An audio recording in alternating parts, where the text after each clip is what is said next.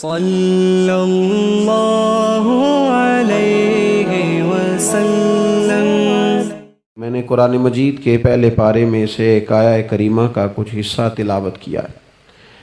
اللہ کریم نے ارشاد فرمایا کہ فَكُلَّمَا جَاءَكُمْ رَسُولٌ بِمَا لَا تَهْوَىٰ، فرمایا تو کیا جب تمہارے پاس کوئی رسول وہ چیز لے کے آ جاتے ہیں جو تمہارے نفس کی خواہش نہیں، پیغمبر ایسی چیز تمہارے پاس لے آئے جن کو تمہاری خواہش، تمہارا نفس قبول نہیں کرتا، لا تہوی انفسکم مستکبرتم، جن کو تمہارا نفس قبول نہیں کرتا تو پھر تم تکبر کرتے ہو، تمہارے نفس پر وہ چیز گراں گزرتی ہے، تمہاری خواہش کے وہ چیز خلاف ہوتی ہے، تمہاری مرضی کے مخالف ہوتی ہے، پھر وہ تم اس سے تکبر کرتے ہو، فَفَرِيقًا كَذَّبْتُمْ، تو ایک گروہ ان میں سے انبیاء کو جھٹلاتا ہے، معاذ اللہ، ایک گروہ کیا کرتا ہے؟ نبیوں کو جھٹلاتا ہے، نبیوں کو، اور دوسرا اس سے بھی آگے بڑھ جاتا ہے، وَفَرِيقًا تَقْتُلُونَ، اور ایک گروہ ان کو شہید کر دیتا ہے۔ انبیاء کرام علیہم السلام کی جو تعلیمات ہوتی ہیں وہ کامل، اکمل اور مکمل ہوتی ہیں۔ انبیاء کرام علیہم السلام معصوم ہوتے ہیں۔ نبیوں میں معاذ اللہ نہ ظاہری طور پر کوئی نقص ہوتا ہے نہ باطنی طور پر نقص ہوتا ہے۔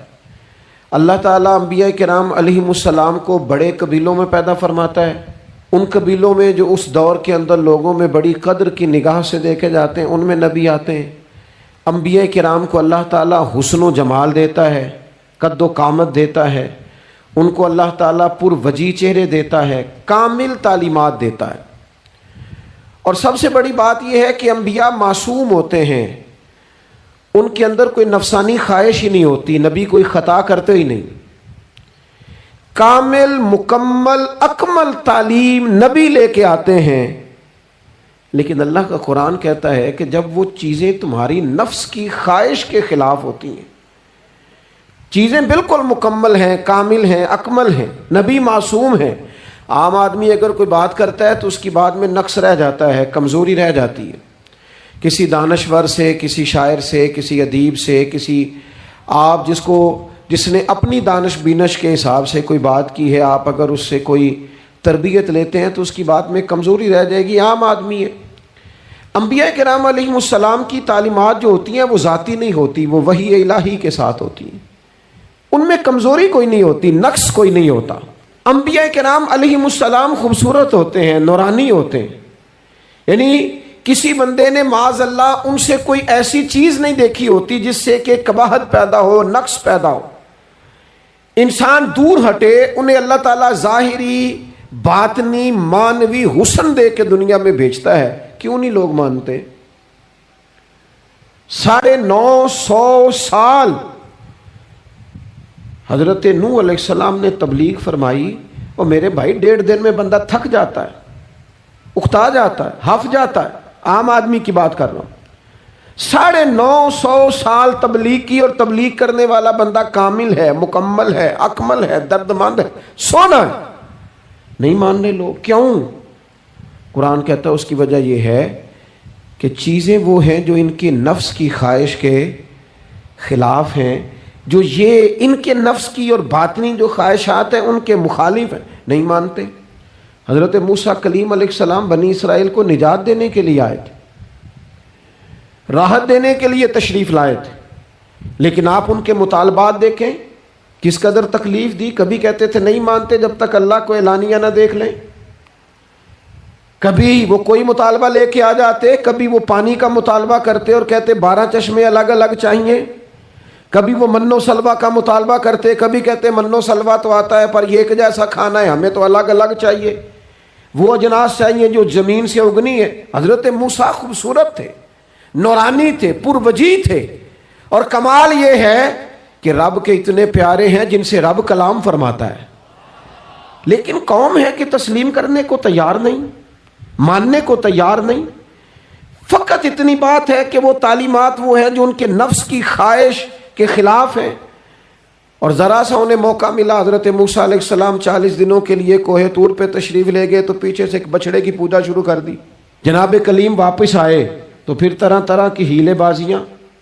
حضرت یوسف علیہ السلام کا تو حسن مشہور ہے نا ساری دنیا میں، دنیا جانتی ہے نا کتنے سونے تھے، تو کیا اتنا خوبصورت آدمی بھی کنویں میں ڈال دیا جاتا ہے؟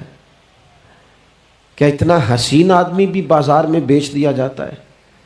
کیا اس قدر شخص جو ظاہری باطنی طور پر نورانی ہو، اس شخص پر بھی الزامات دھر کے جیل میں ڈال دیا جاتا ہے؟ مخلوق تو فنکار ہے اس درجہ کے پل بھر میں سنگے در کعبہ سے بھی اصنام تراشے، اور تم کون ہو کیا چیز ہے داغے کبابی، لوگوں نے تو مریم پہ بھی الزام تراشے، حضرت مریم سلام اللہ علیہ پر بھی، اور جناب عیسیٰ جن کو اللہ نے کھلے معجزات دیے، کوئی ضرورت تھی کسی اور چیز کی؟ جو بچہ پنگوڑے میں ہی کہہ رہا ہے انی عبداللہ، میں اللہ کا بندہ ہوں، کھلے معجزات اور وہ بھی پنگوڑے میں۔ لیکن قرآن کہتا ہے تعلیمات وہ تھیں کہ جو ان کی نفس کی خواہش کے خلاف تھی، لہذا نفس کی خواہش، وہ جو ایک جگہ پہ قرآن مجید نے کہا نا کچھ لوگوں نے نفس کی خواہش کو خدا بنا لیا، وہ چونکہ خواہشات نفسانیہ کے خلاف تھیں، نتیجہ اس کا یہ نکلا کہ ان لوگوں نے پیغمبروں، رسولوں، انبیاء، اللہ کے محبوب بندوں کو جھٹلا دیا، یہاں تک کہ قتل کر دیا۔ حضرت زکریا علیہ السلام جیسے لوگوں پر آرے چلا دی، شہادتیں ہو گئی انبیاء کی۔ وجہ کیا تھی؟ نفس کی خواہش کے خلاف تعلیمات تھی انبیاء کی، نہیں تسلیم کیا۔ نبی اکرم نور مجسم شفیع معظم صلی اللہ تعالی علیہ وسلم کے نہ سارے معجزات ان لوگوں نے اپنی آنکھوں سے دیکھے تھے، اور ایک دوسرے کے سامنے بیٹھ کے حضور کی تعریفیں کرتے تھے کہ میرا بھتیجا ہے، اس نے کبھی جھوٹ بولا ہو، ہے کبھی امانت میں خیانت کی ہو، ہے کبھی اس کے اندر کوئی نقص دیکھا ہو۔ وہ تعریفیں، وہ خوبصورتیاں، وہ رعنائیاں۔ لیکن جب حضور نے اعلان نبوت کیا نا، اب وہ جو خواہشات نفسانیہ تھی نا، وہ جو باطن کے اندر خواہشات مچلتی تھی، میں سردار ہوں، میرے ڈھیر سارے غلام ہونے چاہیے، میں کسی کو اپنا داماد قبول نہیں کرتا لہذا بیٹی کو زندہ دفن کروں گا، میں یہ کیسے قبول کر لوں کہ غریب آدمی میرے برابر میں آ کے بیٹھ جائے، برادری کی اونچ نیچ کیسے چھوڑ دوں۔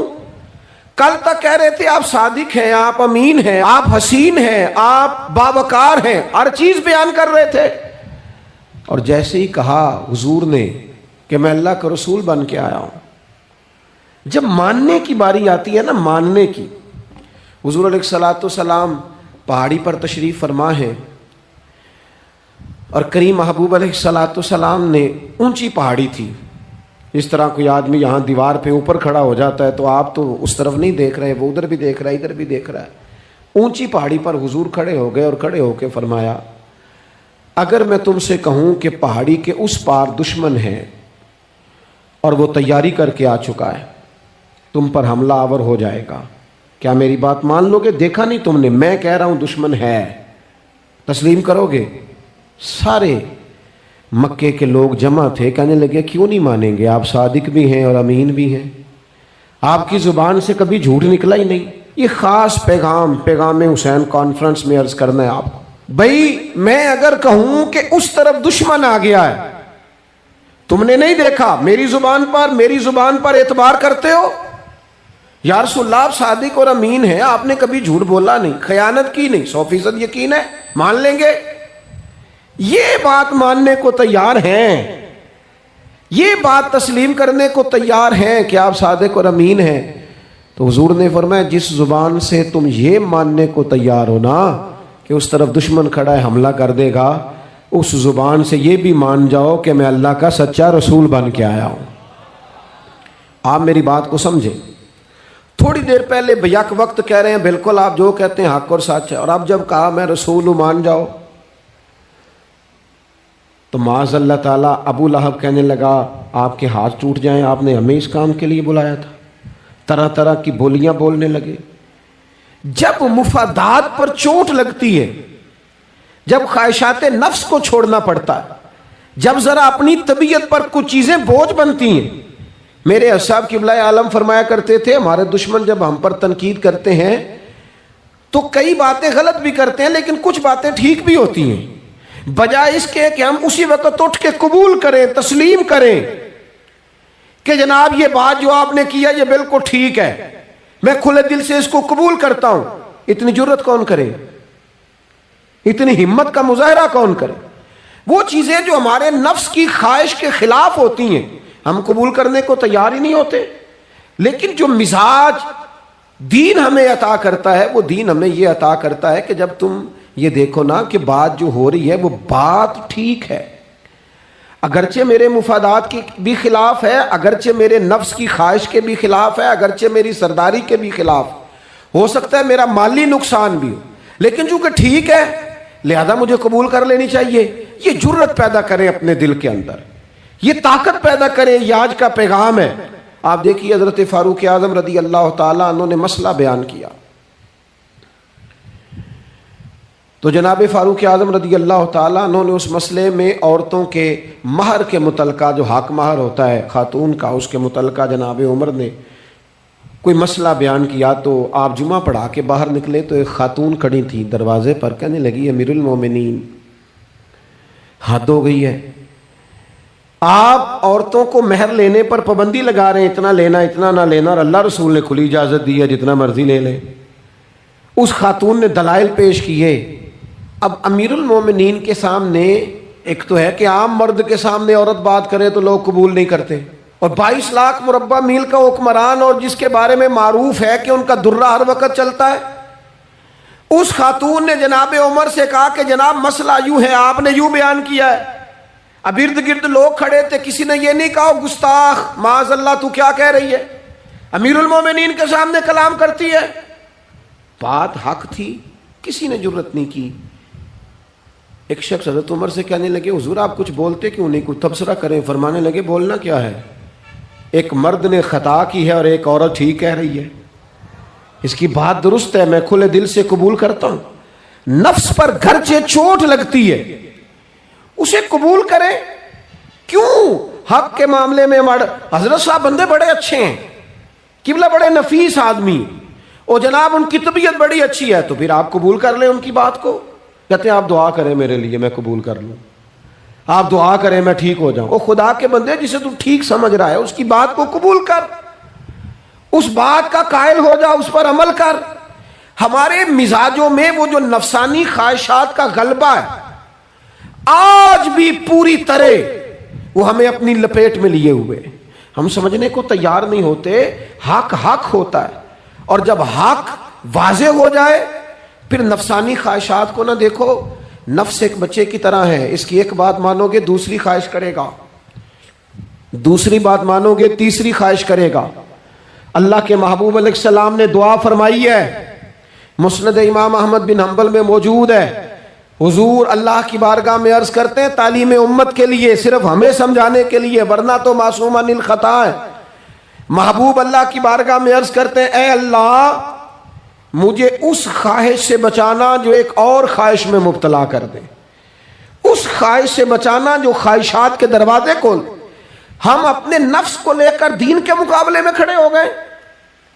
میری برادری کہتی ہے کہ شادی میں ڈھول بجے گا، تماشا ہوگا، اور اللہ رسول کہتے ہیں کہ اس میں شریعت کا بول بالا ہوگا، پتہ چلے گا جیتتا کون ہے۔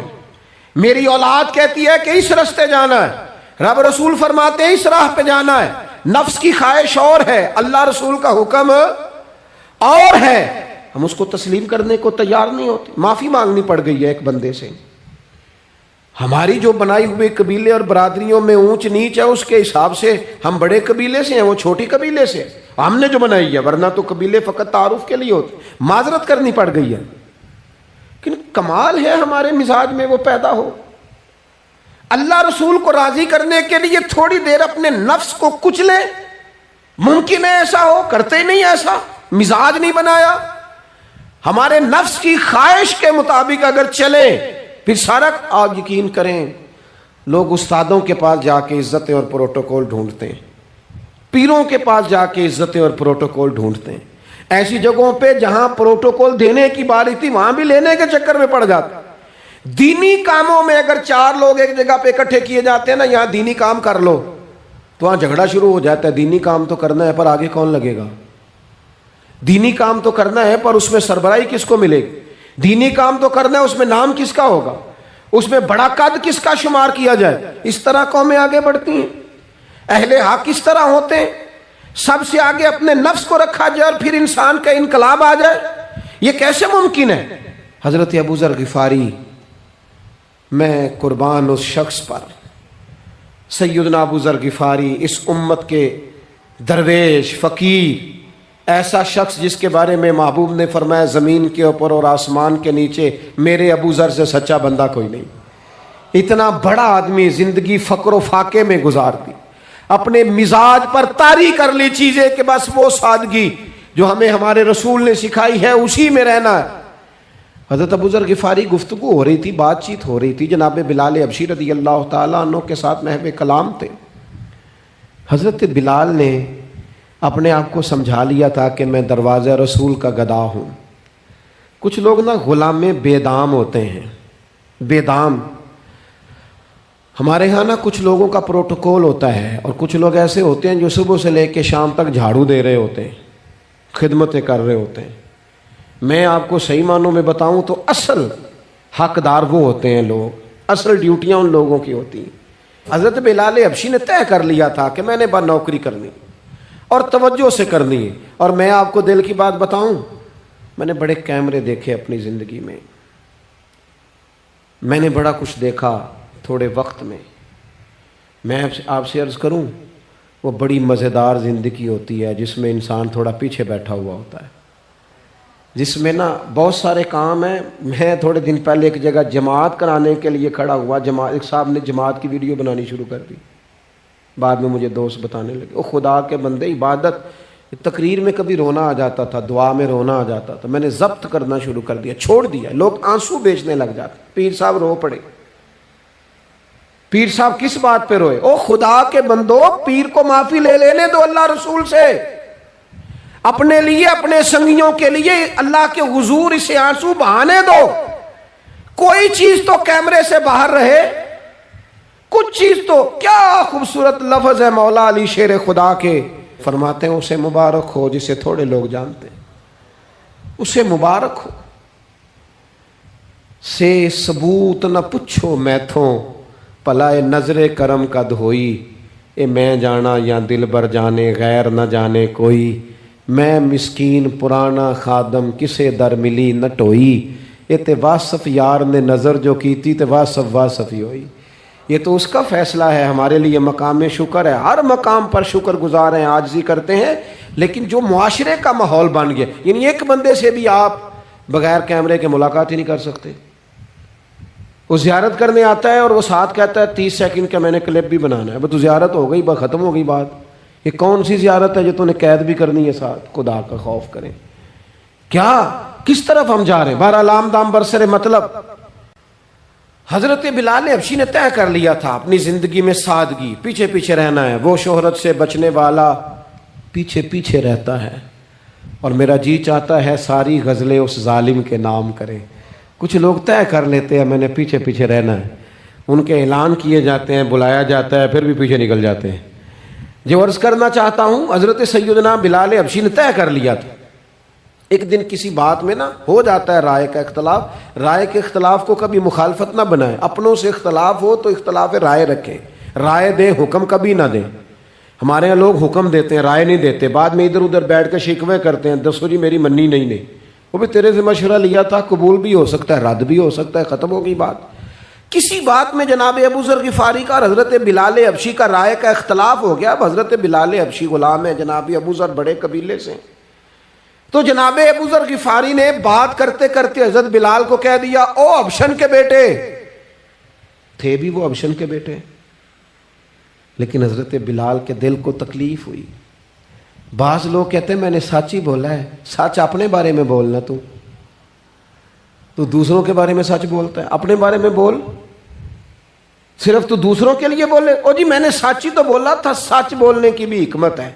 سچ بولنے کی سب سے بڑا سچ کسی کو اللہ کی طرف بلانا ہے، اور میرا رب فرماتا ہے ادعو الی سبیل ربک بالحکمہ، کسی کو اللہ کی طرف بھی بلاؤ تو دانائی کے ساتھ بلاؤ، حکمت کے ساتھ۔ سب سے بڑا سچ بھی بولو تو دانائی کے ساتھ بولو۔ تو نے سچ بولا ہے اور تو نے لوگوں کا کلیجہ چیر کے رکھ دیا ہے، یہ کیا انداز ہوا تیرا سچ بولنے کا؟ یہ کیا طریقہ ہوا؟ حضرت سیدنا بلال حبشی رضی اللہ تعالیٰ عنہ کو جناب ابو ذر غفاری نے کہا حبشن کے بیٹے بات سچی تھی۔ حضرت بلال کو تکلیف ہوئی، کونے میں بیٹھ کے روئے، اور غلام روئے اور آقا کو خبر نہ ہو، تڑپے جو ہم یہاں تو مدینے خبر گئی۔ حضور علیہ الصلوۃ والسلام پتہ چلا، محبوب نے منبر سجایا۔ حضور کی عادت تھی نامینیٹ کر کے اصلاح نہیں کرتے تھے، بائی نیم نہیں، نامزد کر کے نہیں، اوورال بات کر دیتے، سمجھنے والے سمجھ جاتے۔ حضور فرمانے لگے لوگوں کو کیا ہو گیا ہے، میں نے تو جاہلیت کی ساری باتیں پاؤں تلے رون دی تھی، ابھی بھی کہتے ہیں بلال کو حبشن کا بیٹا۔ حضرت ابو ذر غفاری کہتے ہیں باقی تو کوئی نہ سمجھے تو میں سمجھ گیا۔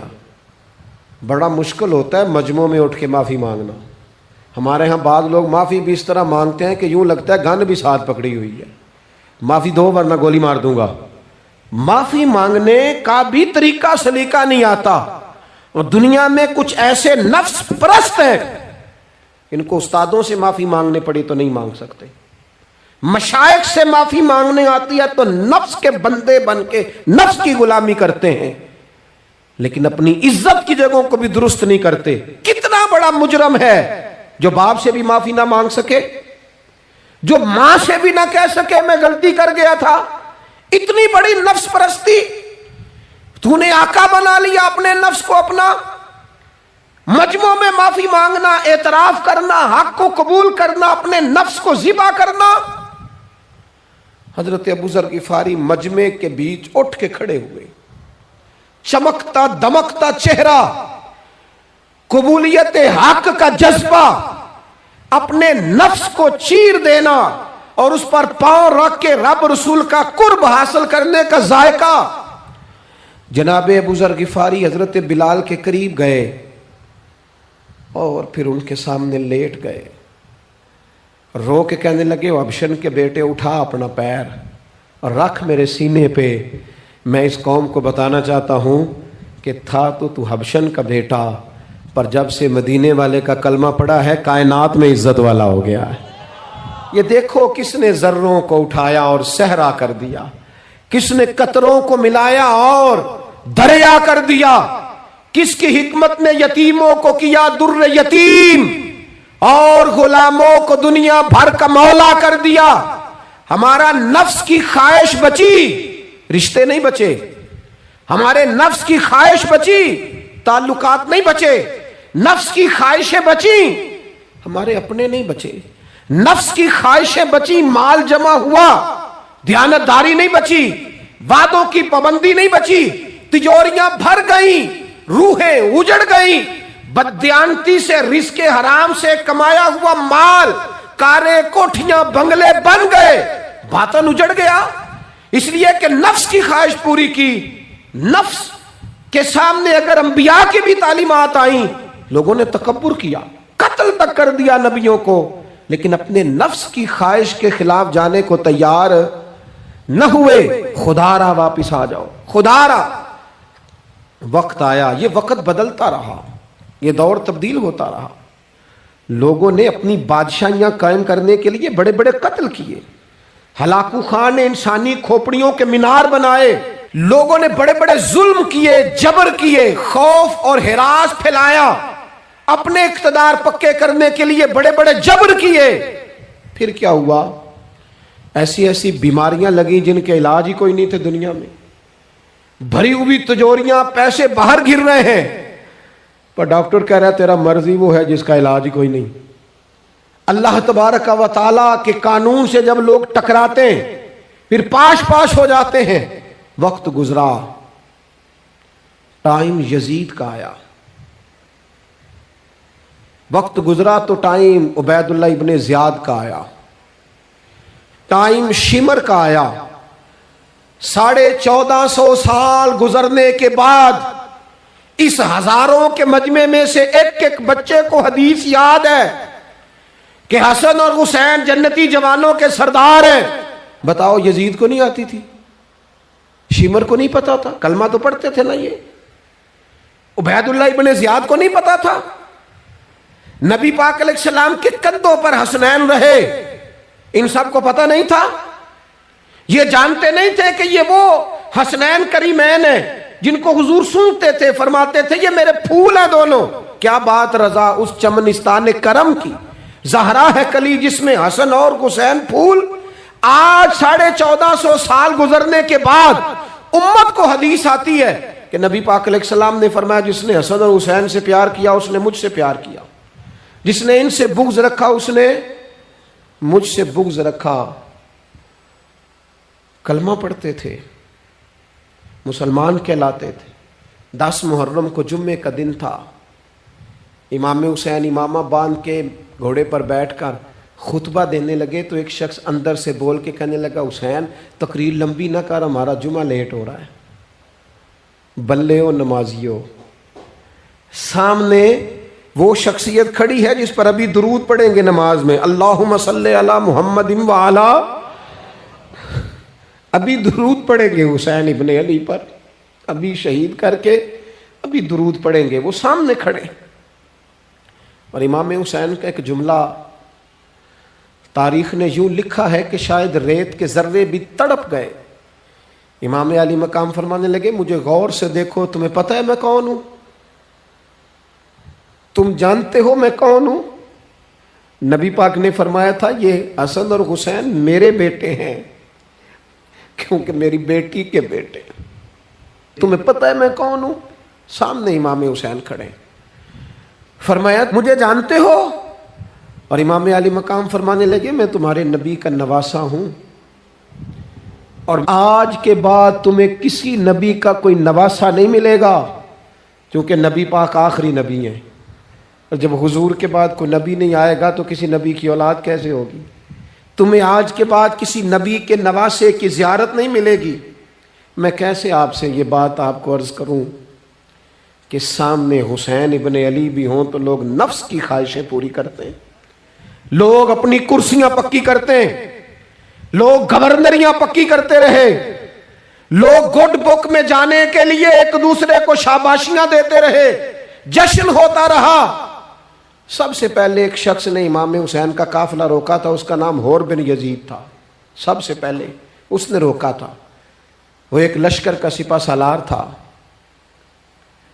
جب امام حسین رضی اللہ تعالیٰ عنہ نے خطبہ پڑھا نا تو حور یزیدی فوج میں تھا، واپس گیا اور عبید اللہ ابن زیاد سے جا کے کہنے لگا، یا جو بھی وہاں لوگ موجود تھے یزیدی فوج کے، ان سے کہنے لگا تم نے تو کہا تھا کہ صرف راستہ روکنا ہے، تم نے تو کہا تھا کہ صرف ان سے کچھ منوانا ہے، تم نے تو جب مجھے بھیجا تھا تو کہا تھا کہ بس تھوڑے معاملات ہیں، اوہ سچ بتاؤ نبی کے نواسے کو شہید کرو گے؟ تم نے تلواریں نکال لی ہیں، نیزے نکال لیے ہیں، تیر نکل آئے ہیں، تیاری مکمل ہے، مجھے سچ بچاؤ، کیا حسین ابن علی کی گردن پر خنجر چلانے لگے ہو؟ سیدہ فاطمہ کا جگر پارا شہید ہوگا، کیا یہ خبر سچ ہے؟ یوں ہوگا؟ تو کہنے لگے ہاں یہی حکم ہے ہمیں، یہی تیاری ہے، یہی پروگرام ہے، یہی پلان ہے، یہی ہوگا۔ کہنے لگا میں اور آپ تو مدینے والے رسول کا کلمہ پڑھتے ہیں، تو کیا محبوب کے نواسے کو ذبح کرو گے؟ جناب علی اکبر کو جن کا چہرہ رسول پاک سے ملتا ہے، حضرت قاسم بن حسن کو، جناب علی کے بیٹوں عباس بن علی کو، حضرت علی کے بیٹے ابو بکر بن علی کو، حضرت علی کے بیٹے عمر بن علی کو، حضرت علی کے بیٹے یہ بھی 3 کربلا میں موجود، حضرت عثمان ابن علی کو، ان کو شہید کرو گے؟ نے کہا ہاں تیاری ہو گئی ہے۔ تو سب کے ضمیر مردہ نہیں ہوتے، ہاں بڑی بڑی سخت جگہوں پہ پھول اگتے ہیں۔ حر نے جب ان سے کہا کہ تمہارا پکا ارادہ ہے، کہا پکا ارادہ ہے، تو اس نے کہا یہ زیرہ پکڑو، یہ عہدہ پکڑو، مجھے تمہارا دیا ہوا عہدہ نہیں چاہیے، حسین کے نانا کی دی ہوئی جنت درکار ہے، یہ رکھو اپنے پاس، مجھے تمہارا۔ ایڑی لگائی اس نے اور دوڑا۔ اور امام حسین کے قدموں میں گیا، کہنے لگا حضور میں مجرم ہوں، میں خطا کار ہوں، میں نے سب سے پہلے آپ کو روکا تھا، پر مجھے قسم ہے اللہ کی میں جانتا نہیں تھا ان کا ارادہ کیا ہے، حضور بھول گیا، غلطی کر بیٹھا، یہ انتے ہوں گے، ان کی آنکھوں میں پٹی بندی ہوگی، اور مجھے تو پتہ ہے نا کہ دنیا کو پھر محمد کا نواسہ نہ ملے گا، مجھے خبر ہے، اگر معافی مانگوں تو معاف کر دو گے، پہلا مجرم ہوں، میں نے روکا ہے، اگر آ جاؤں تو قبول کر لو گے؟ یہ ظرف، یہ حوصلے، یہ توانائیاں اگر ہیں تو سیدہ فاطمہ کے دودھ میں ہیں، یہ شیر خدا کی تربیت میں ہیں، یہ محبوب نے جو ان کی زبانوں کو چوسا تو اس کرم میں ہے۔ حضرت امام حسین نے اٹھ کے سینہ یوں چوڑا کیا، ہاتھ پھیلائے، فرمایا آجا، لگ جانا میرے سینے کے ساتھ، تو آ جانا، تو نے دیر کی، ہم تو پہلے سے منتظر تھے، تو آ جا، تیری ساری معاف ہیں۔ ہور کے مقدر جاگے، امام علی مقام کے لشکر میں شامل ہوا۔ بعض نے لکھا ہے جو لوگ ابتدا میں شہید ہوئے امام حسین کی طرف سے، ان میں ہور شامل۔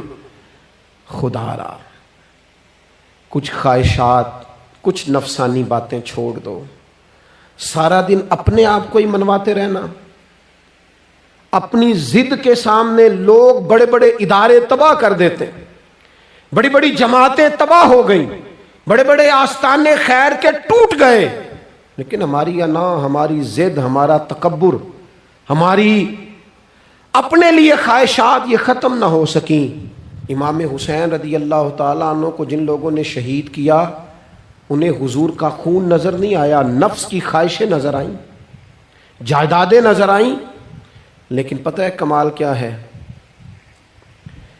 ہمیشہ جو لوگ حق قبول کرتے ہیں نا، اللہ تعالیٰ انہیں یہ عزت عطا کرتا ہے۔ دو چار باتیں میری ضرور لے کے جانا، یہی لنگر ہے آج پیغام حسین کانفرنس کا۔ دیکھو آپ کے والد آپ کو جو سمجھاتے ہیں وہ ٹھیک ہے، یا جو آپ کہہ رہے ہیں وہ ٹھیک ہے؟ غور کرو، آپ کے اساتذہ اور مشائخ جو آپ کو کہتے ہیں وہ ٹھیک ہے، یا جو ضد آپ نے لگا لیا وہ ٹھیک ہے؟ اور سب سے بڑھ کر اللہ رسول کا حکم زیادہ مؤثر ہے، یا جو آپ نے اپنی مرضی سے چیزیں طے کی ہیں وہ زیادہ مؤثر؟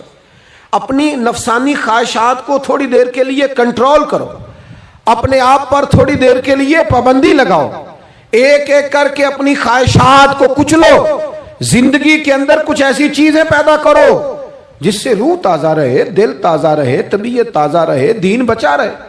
جتنی طلاقیں ہوتی ہیں نا معاشرے میں، ہم سے اگر دن میں 100 لوگ مسئلہ پوچھتے ہیں تو 95 طلاق والے ہوتے ہیں، سوائے اس کے کہ نہ میاں ہارنے کو تیار تھا، نہ بیوی ہارنے کو تیار تھی، بالآخر رشتہ ہی ہارا، دونوں کے ہوتے ہوئے بچے یتیموں جیسی زندگی گزارنے لگے۔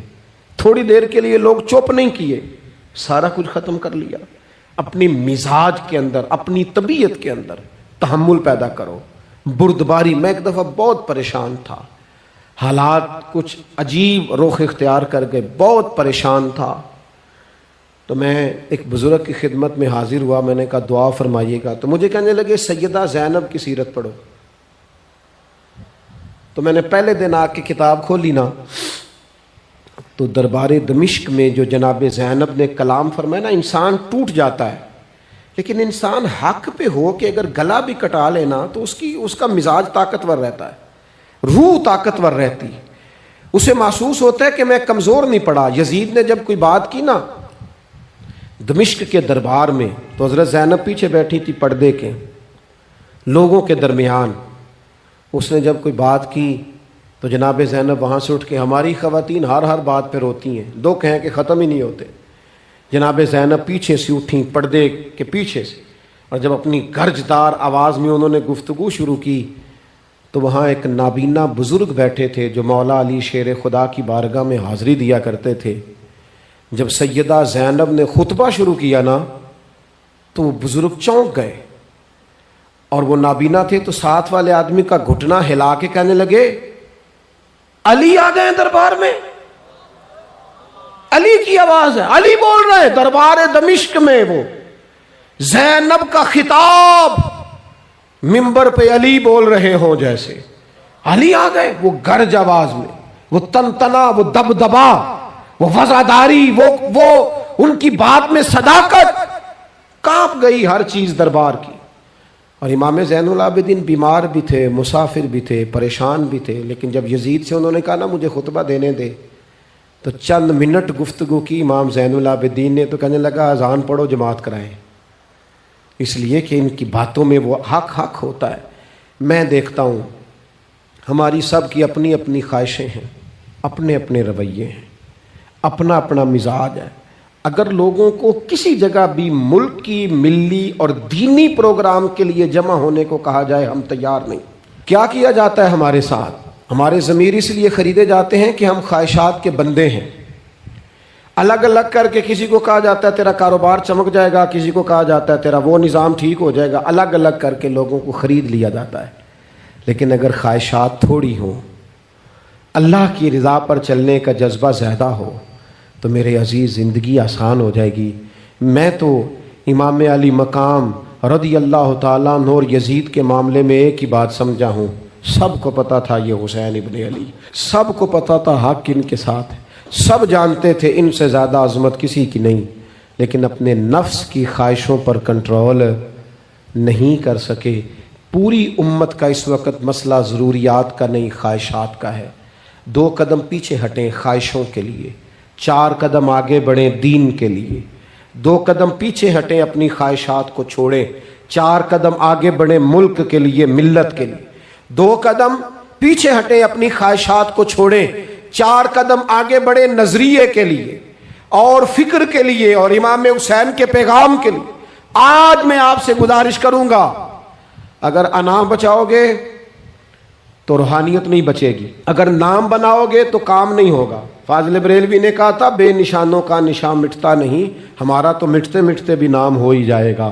اپنی زندگی سے نفسانی خواہشات کو نکال دو، ورنہ یہ بڑے بڑے فضیلت معاب لوگوں کے سامنے بھی کھڑی ہو جاتی ہے، بے ادب کرتی ہے، دیکھو یہ گستاخ بناتی ہے معاذ اللہ۔ بڑی جگہ انسان زیادتیوں پہ، آج بھی کچھ لوگ کہتے ہیں فلاں آدمی اتنا نیک ہے تو پھر فلاں بندہ مخالفت کیوں کرتا ہے؟ میں نے کہا جو نبیوں کی مخالفت سے باز نہیں آئے، جو صحابہ کی مخالفت سے باز نہیں آئے، اہل بیت کی مخالفت، جو حسین ابن علی کے سامنے کھڑے ہو گئے، نیک آدمی کس کھاتے میں؟ اللہ کا قرآن کہتا ہے یجاہدون فی سبیل اللہ ولا یخافون لومۃ لائم ذالک فضل اللہ یؤتیہ من یشاء۔ کچھ لوگ اللہ کے راستے میں جہاد کرتے ہیں تو لوگ ان کی ملامت بھی کرتے ہیں، انہیں برا بھی کہتے ہیں، پر وہ کسی کی پرواہ نہیں کرتے۔ یہ ان پر اللہ کا فضل ہے، اور یہ فضل رب جسے چاہتا ہے اسے عطا کرتا ہے۔ آپ حضرات آج اس محفل سے یہ لنگر لے کے جائیے گا کہ کہیں میری روحانیت کے سامنے میری نفسانی خواہشات تو نہیں کھڑی ہو گئیں۔ تھوڑا سا 2 قدم پیچھے ہٹنا ہے، ہم نے امام علی مقام سے فیض لینا ہے، امام حسین کی عظمتوں کو سلام کرنا ہے۔ سر اٹھا کے جینا چاہتے ہو تو امام حسین کا طریقہ اپنا لو، ان کے رستوں کے مسافر بن جاؤ۔ زندگی وقار کے ساتھ گزرے گی، خودداری کے ساتھ گزرے گی، عزت نفس کے ساتھ گزرے گی۔ نہ چھڑنا چھڑ یار دبوا ہو جاویں گی روگی جیڑی بکری جڑوں وچڑی تے او بگیاڑا جوگی